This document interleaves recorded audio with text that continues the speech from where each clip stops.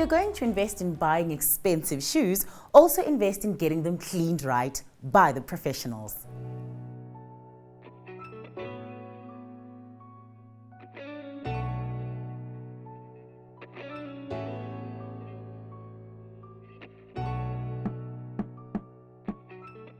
What's up everybody, my name is Sibangani Ncube and I'm the founder of Offbeat Sneaker Services. I was born and bred in Soweto. I was born in Snawane and then I moved to a spot called Muletsane. So growing up in Muletsane, I grew up around my uncles and my aunties where music and sneaker culture and just fashion broadly was a thing, you know.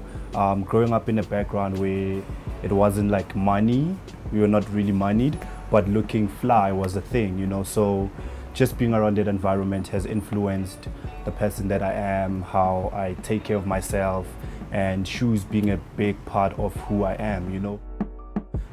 Coming from a background where I would wear school shoes from Monday to Monday, going to church with those was a vibe, but because we didn't really have much, so those school shoes were your school shoes and on Sundays they'd be your church shoes.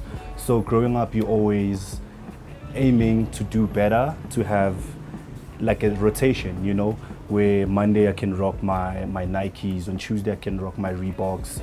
It was a thing to say I wanted to get away from this certain situation, and growing up with one pair of shoes meant you want to take care of that shoe so that you can stretch it, you know. You want to do church with it. Unfortunately, you'd have to play soccer with it. Sometimes you have to play maybe barefoot because you're not supposed to play soccer with your school shoes, but somehow you wanted to make it stretch. So taking good care of your shoe has always been a thing, you know. And I never really thought it would be one day something that I do to help other people take care of their most favorite and sentiment and most valuable shoes.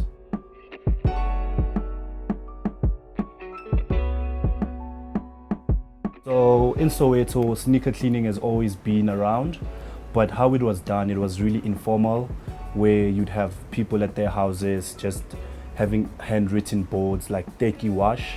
And I just felt, because at the time I was working at advertising and I was really learning about branding and making things look nice. And honestly, some brands sell food. At Lokshini, we sell amakota. We would just write kota, 5 rand, handwritten, but McDonald's would come through with a really dope short bagger, with the Coke, with the sweating Coke, you know. So those are the type of things that I wanted to do. I wanted to create posters with like really dope sneakers because that would really communicate well with the sneaker market. But I wanted to take that communication tool and give it to as an experience to my neighborhood sneaker homies who may not even think they're sneaker homies because they even people in the township collect sneakers, but it's not because they're part of the sneaker culture. They're not like sneaker snobs. They just really love to look good and just collecting stuff.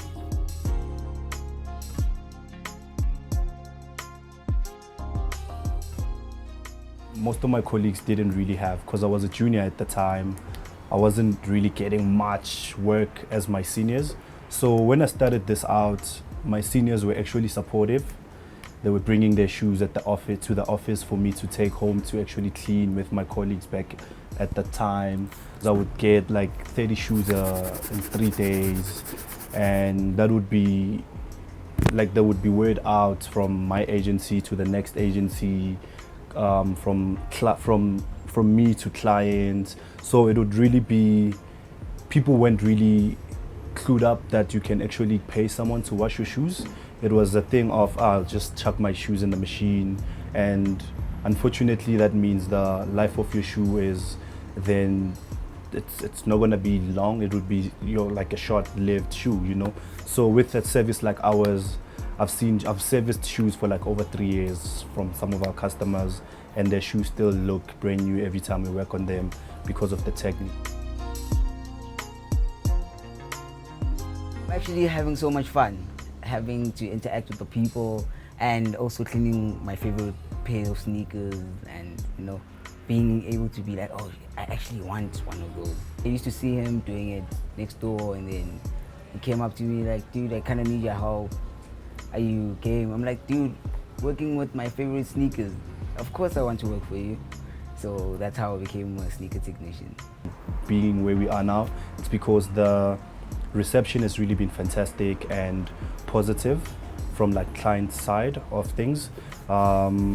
So yeah, man, it's really been dope to also just educate people why they shouldn't machine wash their shoes, how to wash certain materials, and just interacting with different shoes every day. It's just been fantastic.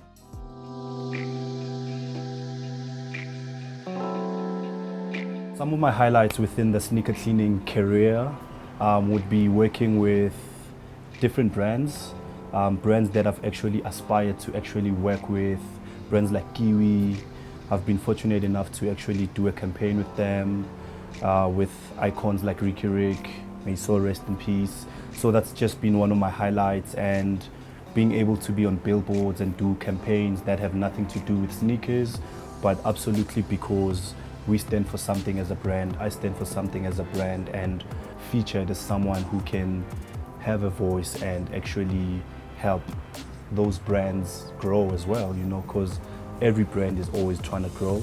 So it's actually dope that this dude that started Offbeat, this dude that started cleaning shoes can now sell a beer, this dude can now sell an internationally renowned shoe cleaning product. This dude can still can also sell like a card machine, you know. So those have just been some of my highlights in my career. What makes a shoe special is where you are in life at that time and what the shoe means. Most brands now drop shoes that are like retro vibes. So it's not just the shoe, because it takes you somewhere, you know.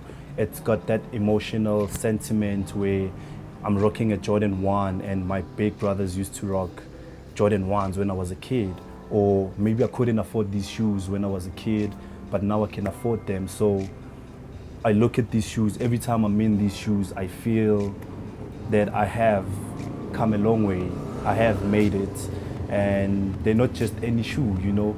If I'm rocking this shoe, I feel like if I'm rocking my Gucci's, I feel like I'm rich. If I'm rocking my Jordan 1s, if I'm rocking my Vans, I feel like the coolest kid, you know, in college. I feel like I can take over the world, you know. I can save face, you know, with some shoes. Just I can be decent, you know. I think shoes give us that confidence. Favorite sneakers I've cleaned so far is the Jordan 1s.